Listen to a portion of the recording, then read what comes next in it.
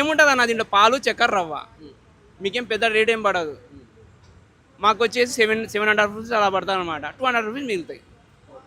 అది కదా.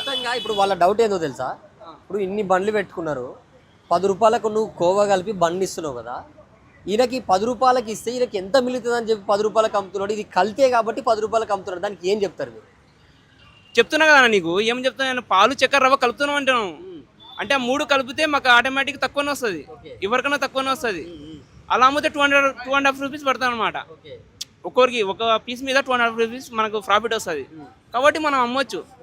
ఇంకోటి ఏమంటే ఈ బండ్లు ఉంటాయి కదా, ఈ బండ్లు కొంచెం కొంచెం అలా ఇలా అయినా కానీ పాడేస్తాం మేము, ఎవరికేం పెట్టాము. దీంట్లో ఈ మధ్య ఎక్స్పెక్టెడ్ పెడుతున్నాం ఈ మధ్య, ఎందుకంటే ఇలాంటివి వస్తున్నాయి కాబట్టి. అని ఇంతకుముందు ఒక చిన్న మాట అన్న, ఇంతకుముందు మనం చిన్నప్పుడు ఉంటాం, చిన్నప్పుడు ఎప్పుడన్నా ఎక్స్పెక్టెడ్లు ఉన్నాయా బండ్లకు? లేవు కదా. ఈ మధ్య వచ్చినాయి ఎక్స్పెక్టెడ్లు. వీళ్ళు ఉంటారు చూసినావా, ఇప్పుడు ఈ మేడారం జాతర ముందర నుంచే పెడుతున్నాం మేము. వాళ్ళకి తెలియక వాళ్ళు పెట్టుకోలేదు అంతే. ఇంకోటి ఏమంటే ఈ బండ్ను చూసినారు, ఈ బండ్ను ఎలా అంటే అయితే బూజు పడుతుంది, లేదంటే గట్టిగా అది.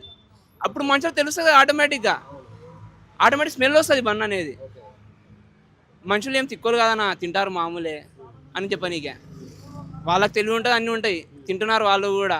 మాకు కూడా తెలివి ఉంది, మేము అమ్ముతున్నాము. ఏమనిపించింది నిజంగా అక్కడ పోయి తనని రౌండప్ చేసి అదంతా చేస్తుంటే? అది అలా చేయడం తప్పు.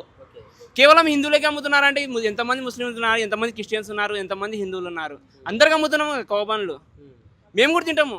అంతేందుకు, మార్నింగ్ పూట మేము టిఫిన్ ఏం చేయము, 5 బండ్లు ఇవే తింటాం అన్న. ఒకటి చూడన్నా, అది కొత్త సోషల్ మీడియానో కావచ్చు, పాత సోషల్ మీడియానో కావచ్చు, వాళ్ళు ఫేమ్ కావాలి, ఇతరులు పోవాలి.